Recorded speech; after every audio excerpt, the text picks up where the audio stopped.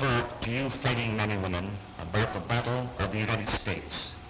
You may wonder what I mean by this. You may wonder what I'm about to tell you has not been told in detail before. The Battle of the United States took place in every community in this nation. It was a struggle against enemy agents who had been sent to this country to disrupt our morale, destroy our industries. I blundered that.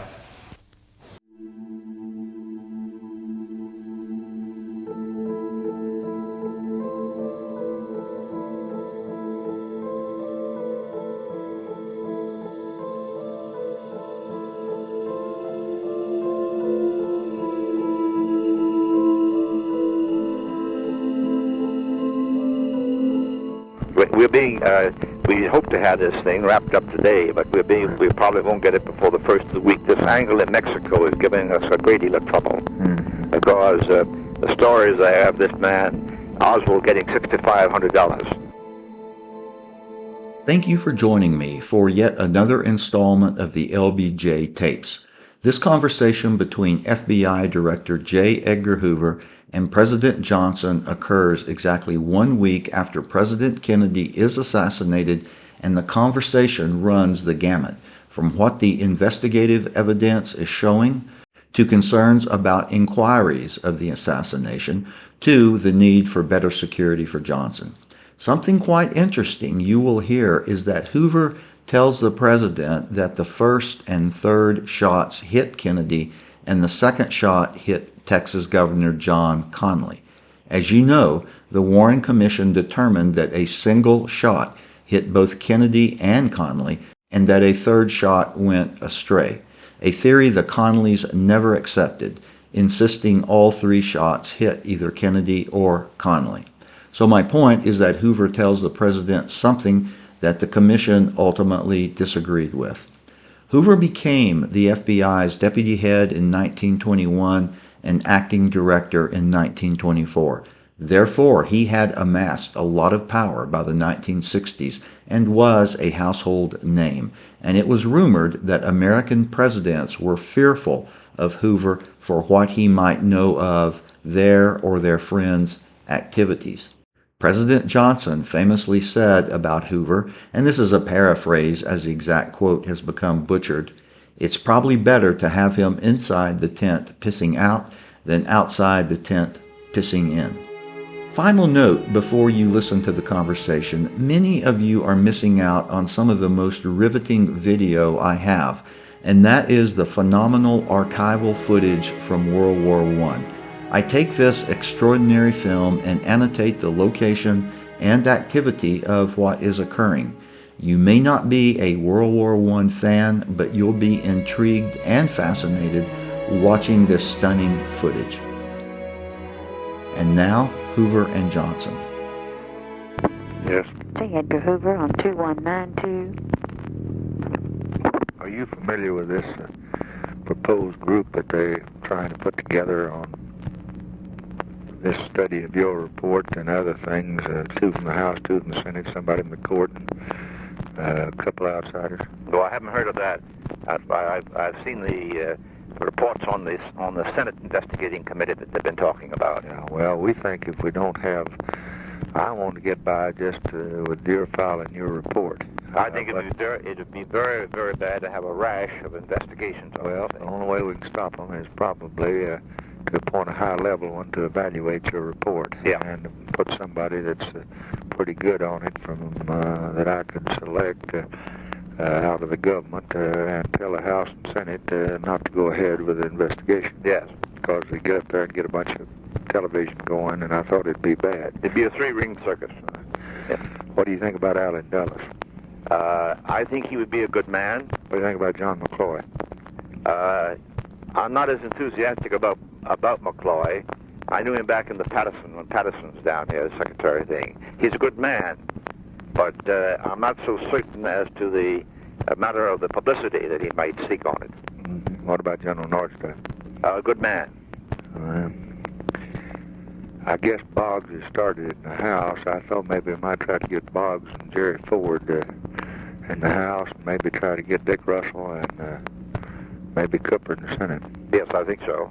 I don't know. You know anything? Any reason? Just talking to me and you're going to talk like brothers. Yes. No other reason. Any reason? Any there? I thought Russell could kind of look after the general situation, see that the states and their relations. Russell would be an excellent man. And I thought Cooper might look after the liberal group. Who's that? Cooper from Kentucky. Oh, yeah, Cooper. So they wouldn't think that he's a pretty judicious fellow, Yeah. but he's a pretty liberal fellow. Yes. I wouldn't want Javits or some of those folks on it. Javits plays the front page. Cooper's kind of border state. Yes. It's not the South. It's not the North. That's right. Do you know Ford from Michigan?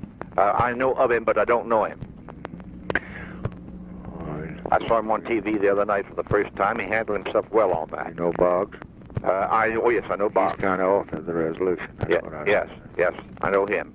Now, Walter tells me, Walter Jenkins, that you've designated Deke to work with us like you did on the Hill. I have, yes. I tell you, I sure appreciate that. I didn't ask for it because I knew you knew how to run your business better than anybody else, and I just want to tell you, though, that we consider him as high class as you do, and it's a mighty gracious thing to do, and we'd be mighty happy. And we salute you for knowing how to pick good men. Well, that's mighty nice of you, Mr. President, indeed. We hope to have this thing wrapped up today, but we probably won't get it before the first of the week. This angle in Mexico is giving us a great deal of trouble because the stories I have, this man Oswald getting $6,500 from the Cuban embassy. And then coming back to this country with it. We're not able to prove that fact, but the information was that he was there on the 18th of September in Mexico City, and we are able to prove conclusively he was in New Orleans that day. Now then they changed the date. The story came in changing the date to the 28th of September, and he was in Mexico City on the 28th. Now the Mexican police have again arrested this woman, Duran, who's a member of the Cuban embassy, and we'll hold her for 2 or 3 more days. And we're going to confront her with the original informant who saw the money pass, so he says, and we're also going to put the lie detector test on him. Meantime, of course, Castro's hollering his head off. Can you pay attention to those lie detector tests? I would not pay 100% attention to them. All that they are is a psychological asset in an investigation. I wouldn't want to be a part to sending a man to the chair on a lie detector. For instance, we have found many cases where we've used them, and in a bank where there's been embezzlement, and a person will confess before the lie detector test is finished, more or less fearful of the fact that the lie detector test will show them guilty. Psychologically, there's that advantage, because it's a misnomer to call it a lie detector, because what it really is, it's the evaluation of the chart that is made by this machine, and that evaluation is made by a human being, and any human being can be apt to make a wrong interpretation. So I would not myself go on that alone. If, on the other hand, if this fellow Oswald had lived and had taken the lie detector test, and it had shown definitely that he had done these various things, together with the evidence that we very definitely have, it would have just added that much more strength to it. There's no question, but that he is the man now with the fingerprints and things that we have. This fellow Rubenstein down there, he has offered to take the lie detector test, but his lawyer's got to be consulted first, and I doubt whether the lawyer will allow him. He's one of these criminal lawyers from the West Coast, and somewhat like a Everett Bennett Williams type, and almost as much of a shyster.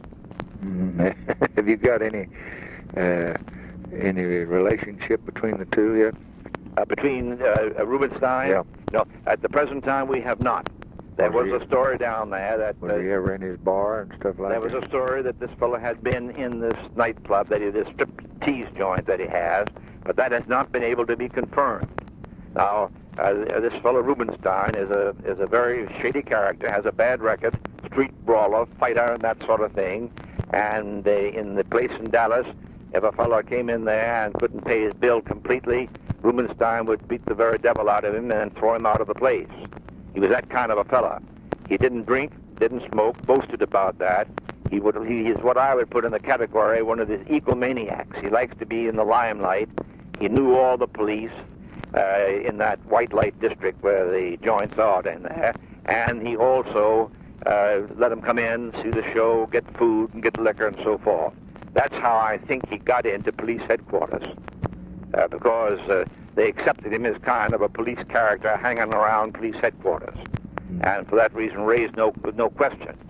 Of course, they never made any moves as the pictures show, even when they saw him approaching this fella, and got up right to him and pressed his pistol against Oswald's stomach. Neither of the police officers on either side made any move to push him away or to grab him. It wasn't until after the gun was fired that they then moved.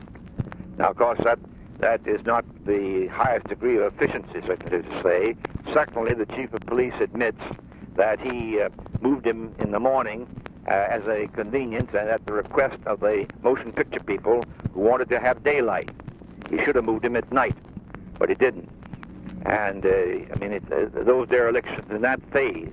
But so far as tying Rubenstein and Oswald together, we haven't as yet done so. There have been a number of stories come in. We've tied Oswald into the Civil Liberties Union in New York, membership into that, and of course into this this Cuban Fair Play Committee, which was pro-Castro and dominated by communism and financed to some extent by the Castro government. How many shots were fired? 3. Any of them fired at me? No, there was all 3 at the president. All 3 at the president, and we have them. 2 of the shots fired at the president were splintered, but they had characteristics on them so that our ballistic expert was able to prove that they were fired by this gun.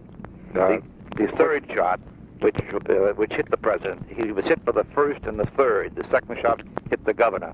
The 3rd shot is a complete bullet that wasn't shattered, and that rolled out of the president's head, tore a large part of the president's head off. And in trying to massage his heart at the hospital, or on the way to the hospital, they apparently loosened that, and that fell onto the stretcher, and we recovered that, and we have that, and we have the gun here also. Were they aiming at the president? They were aiming directly at the president. There's no question about that. This telescopic lens, which I've looked through, it brings a person as close to you as if they were sitting right beside you.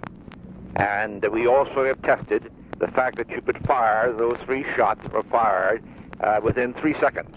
There's been some stories going around in the papers and so forth that that must have been more than one man, because no one man could fire those shots in the time that they were fired. We've disproved that by the actual test that we've made. How did it happen? They hit Connelly.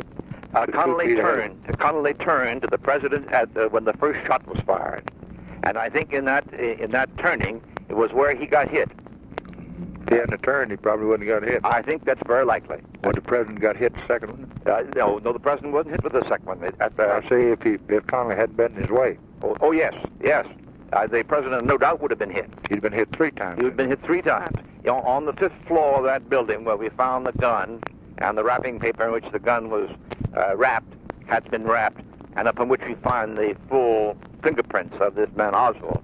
On that floor, we found the 3 empty shells that had been fired, and 1 shell that had not been fired. In other words, there were 4 shells apparently, and he had fired 3, but didn't fire the 4th one. He then threw the gun aside and came down, and at the entrance of the building, he was stopped by a police officer, and some manager in the building told the police officer, well, he's all right, he works, so you needn't hold him. So they let him go. That's how he got out. And then he got on a bus. The bus driver has identified him and went out to his home and got hold of a jacket that he wanted for some purpose and came back downtown, walking downtown, and the police officer who was killed stopped him, not knowing who he was and not knowing whether he was the man, but they were just on suspicion, and he fired, of course, and killed the police officer. Then he walked about... You can prove that? Oh, yes, we can prove that. Then he walked about another 2 blocks and went to the theater, and the woman at the theater window selling the tickets, she was so suspicious the way he was acting, and she said he was carrying a gun. He had a revolver at that time, with which he had killed the police officer.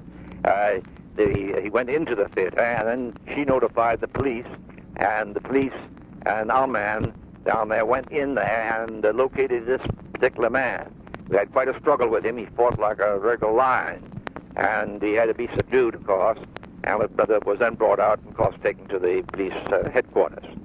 But he apparently had come down the 5 flights of steps stairway from the 5th floor. So far as we found out, the elevator was not used, although he could have used it, but nobody remembers whether it was or whether it wasn't. Well, your conclusion is that A, he's the one that did it. B, the man he's after was the president. C, he would have hit him 3 times except the governor turned. I think that's correct. 4, that there's no connection between he and Ruby that you can detect now. And 5, whether he was connected with the Cuban operation with money you were trying to... That's what we're trying to nail down now. Because he was strongly pro-Castro, he was strongly anti-American, and he had been in correspondence, which we have, with the Soviet embassy here in Washington, and with the American Civil Liberties Union, and with this committee for fair play to Cuba. We have copies of the correspondence. So that we've got him nailed down in his contact with them. None of those letters, however, dealt with any indication of violence or contemplated assassination. They were dealing with the matter of a visa for his wife to go back to Russia. Now, there's one angle of this thing that I'm hopeful to get some word on today. This woman, his wife, has been very hostile. She would not cooperate. She speaks Russian and Russian only. She did say to us yesterday down there that if we could give her assurance that she would be allowed to remain in this country, she might cooperate. I told our agents down there to give her that assurance, that she could stay in this country, and I sent a Russian-speaking agent into Dallas last night to interview her, so that we've got her now, and whether she knows anything or talks anything, I of course don't know and won't know. Where did he work in the building? On the same floor? He had access on all floors. But where was his office? Well, he didn't have any particular office. He would orders came in for certain books, and some books would be on the 1st floor, 2nd floor, 3rd floor, and so forth. But he didn't have any particular place he was stationed? No, he had no particular place that he was stationed at all. He was just a general packer of the requisitions that came in for school books from the Dallas schools there. And therefore he had access, perfectly proper access, to the 5th floor and to the 6th floor. Usually most of the employees were down on lower floors. Did anybody see him on the 5th floor? Yes, he was seen on the 5th floor by one of the workmen there before the assassination took place. He was seen there. So that we've got... Did you get a picture of him shooting? No, there was no picture taken of him shooting. Well, what was this picture that fellow sold for $25? That was a picture taken of the parade and showing Mrs. Kennedy climbing out of the back seat. You see, there was no Secret Service man standing on the back of the car.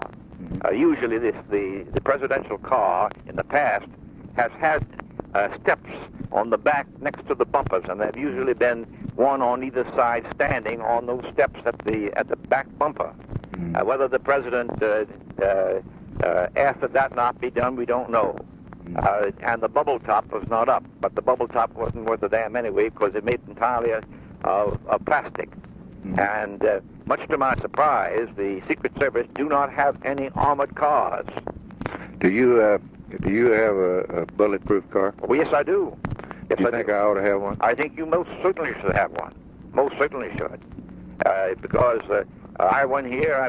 We have one in New York. We use it for different purposes. I use it here for myself, and if we have any raids to make or have to surround a place where anybody's hidden in, we use the bulletproof car on that. Because you can bulletproof the entire car, including the glass. But it means that the top has to remain up. You can never let the top down. It's a regular limousine type. No. And it looks exactly like any other car, but I do think you ought to have a bulletproof car. And but I was surprised the other day when I made inquiry. All that I understand the Secret Service has had 2 cars with metal plates underneath the car to take care of a hand grenade or a bomb that might be thrown out and roll along the street. Well, of course, we don't do those things in this country. In Europe, that's the way they assassinate the heads of state with bombs. The They've been after General de Gaulle, you know, with that sort of thing. But in this country, all of our assassinations have been with guns. And for that reason, I think very definitely I was very much surprised when I learned that this bubble top thing was not bulletproof in any respect, and that the plastic, the top to it was down, of course. The president had insisted upon that so that he could stand up and wave to the crowd. Now, it seems to me that the president ought to always be in a bulletproof car.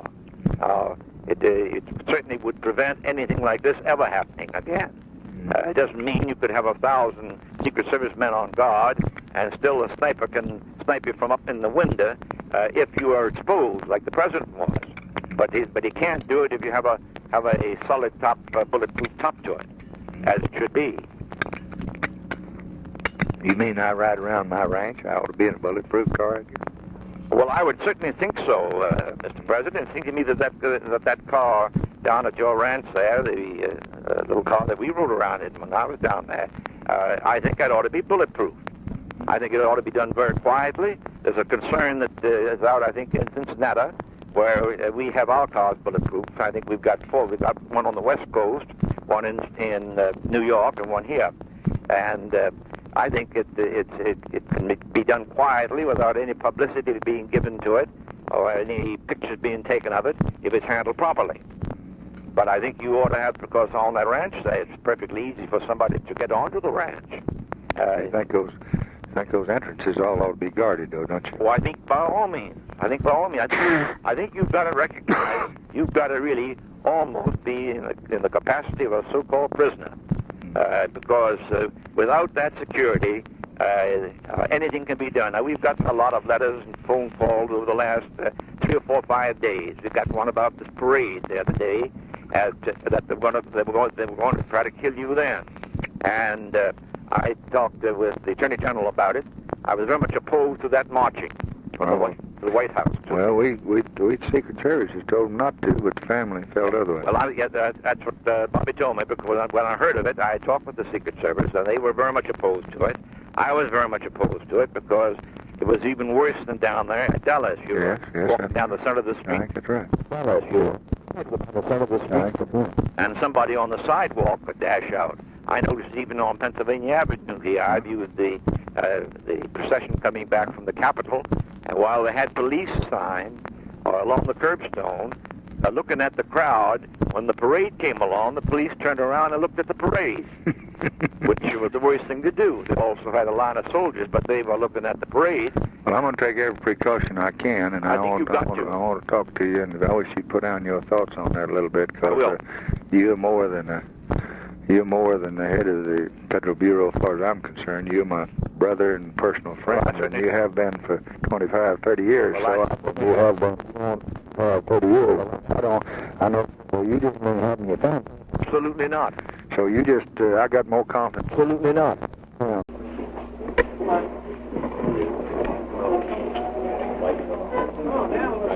I positively know nothing about this situation here. I would like to have legal representation.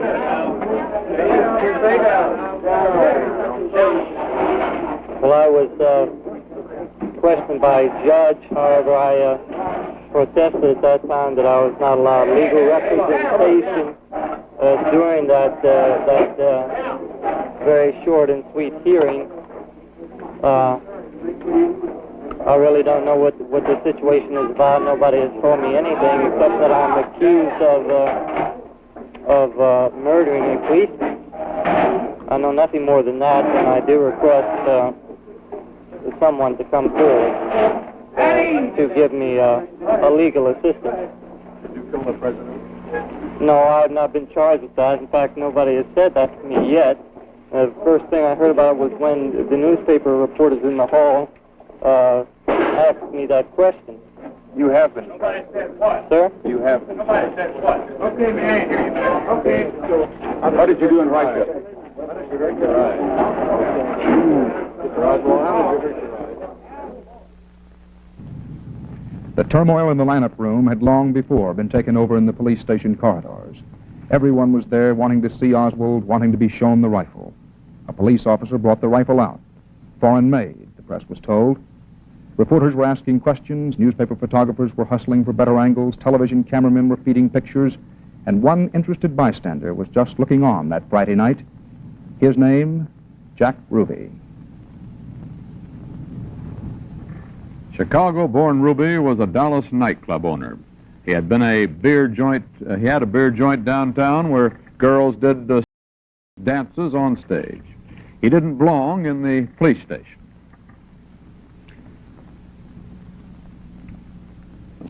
Unfortunately, Oswald's need for a lawyer soon ended. Instead of law, there was one man's impulse, or one man's plot, or the climax of a conspiracy. More questions for the Warren Commission to answer in just a few moments. The next day, Sunday, Oswald, as required by Texas law, was being transferred from the city jail to the county jail. As all the world knows and as much of America witnessed, the man who had shown up Friday evening showed up again.